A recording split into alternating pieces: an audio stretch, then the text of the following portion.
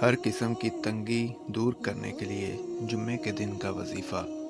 حدیث شریف میں ہے، اللہ پاک جمعے کے روز کسی مسلمان کو نہیں چھوڑتا مگر اس کی بخشش کی جاتی ہے۔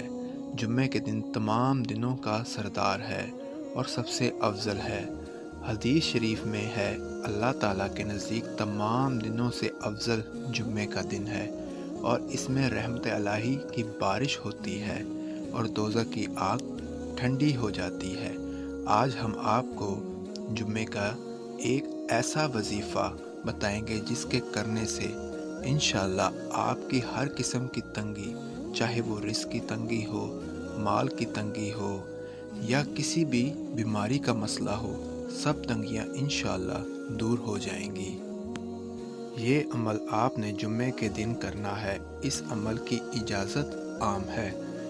جمعے کے دن کسی بھی وقت فجر کی نماز سے لے کر مغرب کی اذان سے پہلے تک کسی بھی وقت اللہ آپ نے 100 مرتبہ پڑھنا ہے۔